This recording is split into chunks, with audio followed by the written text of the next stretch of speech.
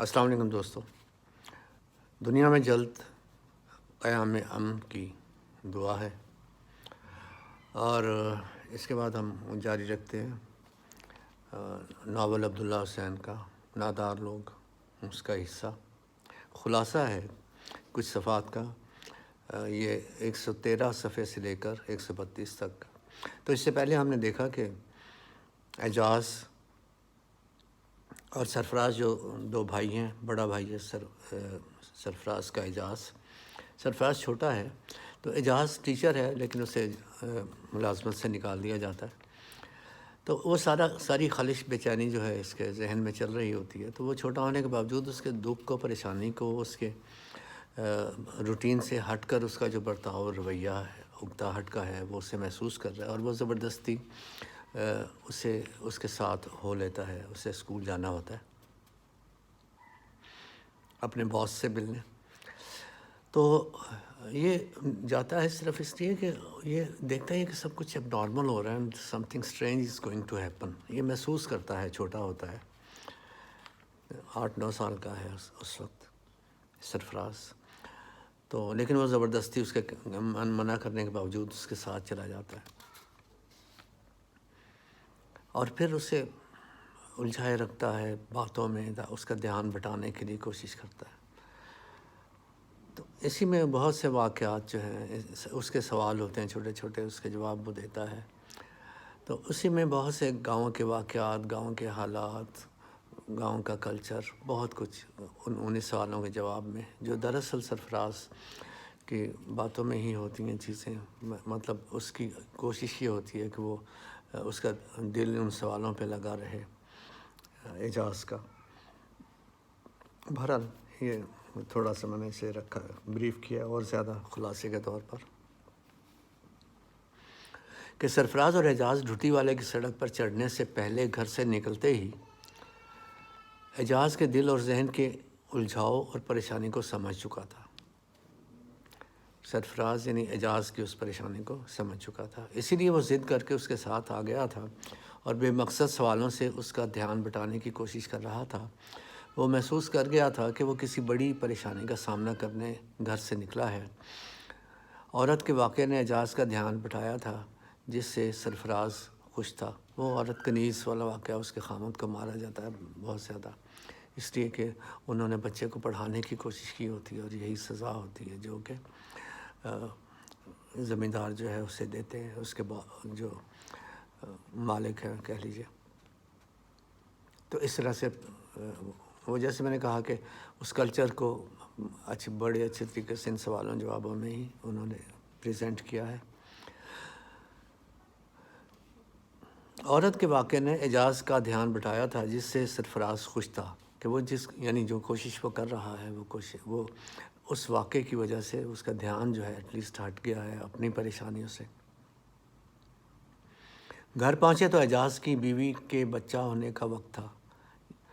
انتظار کرنے والوں میں گاؤں کے متعلقہ لوگ بھی تھے. تو مثلاً وہ دائی تھی جو بچہ پیدا کرنے کے لیے مبارکیں لینے والے ہیں، میراثی ہیں جنہیں مبارکیں دے کر انعام لینا ہے. اس کے علاوہ وہ جو رشتہ دار ہیں قریبی، وہ یہاں پہ موجود ہیں، لڑکی کے بھی. تو اس طرح سے محلے والے اور بھی ہیں علاقے کے. تو یہ سارا وہاں پر اس کا انتظار ہو رہا ہے. تو لیکن اس میں ابھی وقت لگنا تھا. سرفراز جو ہے وہ پوری طرح سمجھتا تو نہیں تھا صورتحال کو، لیکن یہ اسے پتہ تھا کہ something is going to happen like this. تو گھر پہنچے تو اعجاز کی بیوی کے بچہ ہونے کا وقت تھا. انتظار کرنے والوں میں گاؤں کے متعلقہ لوگ بھی تھے. صبح سب کو خبر ہو گئی کہ جوڑا پیدا ہوا ہے، سرفراز کے بھتیجے حسن اور حسین. گزشتہ 24 گھنٹے میں اعجاز کا اسکول سے نکالا جانا، کنیز کے خاوند کی پٹائی کا واقعہ اور بیوی سکینہ کا 2 بچوں کو جنم دینا، اعجاز کے دل اور ذہن میں عجیب قسم کی کشمکش پیدا کیے ہوئے تھے. یہ سارے واقعات جو اس کے ساتھ گزشتہ 24 گھنٹے میں گزرے تھے. کشمکش کے اسی ریلے میں اس کا ذہن اپنے ماضی کے معرکوں یا کامیابیوں کی تلاش میں نکلا. اسے مایوس ہے اپنے صورتحال سے جاب سے نکلا ہوا ہے، پریشان ہے. اس کے ایک اسے اچھی لگی ہے کنیز، اس کے خامد کو بہت تشدد ہوا، اس پہ ظلم ہوا ہے. تو یہ اور پھر بچے 2 پیدا ہوئے ہیں، اس کی تکلیف ہے بیوی کی، لیکن وہ چلیے وہ سب ٹھیک ہو گیا. سب پیدائش ٹھیک رہی ہے. کنیز کا اس کے ذہن میں بھی مسئلہ ہے، وہ بھی پریشان چل رہا ہے. مطلب یہ الجھاؤ ہے. اس لیے اب وہ ایسے واقعات سوچتا ہے جس میں جو گزرے ہیں، اور اس کی اپنی زندگی کو ایک طرح سے ریکال کر رہا ہے. اس کا ذہن اپنے ماضی کے مارکوں یا کامیابیوں کی تلاش میں چل نکلا. اپنی کسی خاطر خواہ کامیابی کا نشان اسے بہت کم ملا. اچھا، وہ جو واقعات بیان کیے گئے ہیں اس میں گاؤں کی ایک تاریخ ہے، واقعات ہے، رسم و رواج اسی طرح سے. مگر اس کے ان 24 گھنٹوں سے باہر دھیان ضرور ہو گیا. اپنی کامیابیوں کے نشان تو نہیں سے ملے، لیکن اتنا ضرور ہو گیا کہ وہ کم از کم اس صورتحال سے جو کہ گزشتہ 24 گھنٹے کے واقعات کے نتیجے میں اس کے سامنے تھی، درپیش تھی اس سے وہ باہر آ گیا تھا. اس عمل میں مصنف نے واقعات کو علاقے کے رسم و رواج میں خوب پرویا ہے. ایسے واقعات کا زور ٹوٹا تو اعجاز دوبارہ اپنے حال کے گھمبیر الجھاؤ کا شکار ہو گیا اور اٹھ کر گھر سے نکل گیا. اس کے بعد اسے وہ جو زخموں سے چور چور ہے، جس کا تعلق جس کے ساتھ کوآپریٹ بھی کرنا ہے، ارشد نام ہے کنیز کے ہسبینڈ کا. وہ اس کا خامن جس کی پٹائی ہوتی ہے، ہڈیاں وڈیاں ٹوٹنے تک نوبت پہنچی ہوتی ہے.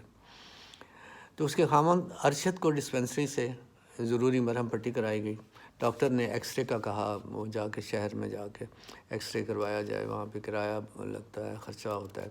تو ارشد اوائڈ کرنا چاہ رہا ہے. وہ صرف یہ چاہتا ہے کہ مجھے جہاں میں کام کر رہا ہوں تو وہاں سے مجھے چھٹی مل جائے اور میں آرام کروں اور بس خود ہی ٹھیک ہو جاؤں گا. یعنی اخراجات سے بچنا چاہتا ہے. کنیز اس کے برعکس مقدمہ کرنا چاہتی ہے.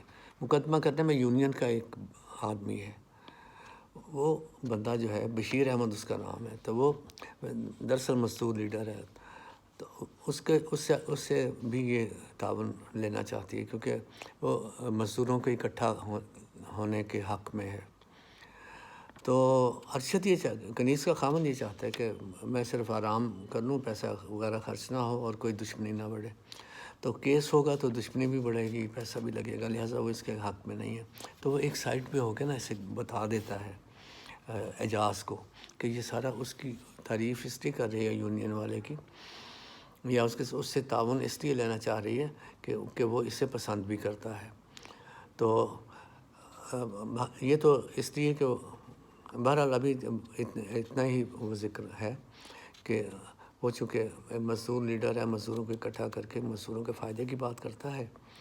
تو یہ اس کے دل میں یہ جیلسی آتی نہیں بلکہ پہلے سے ہی موجود ہے ارشد کے، کہ وہ چونکہ کنیز کو پسند کرتا ہے، اس لیے کنیز بھی اس سے مدد لینے کو تیار ہو گئی ہے اور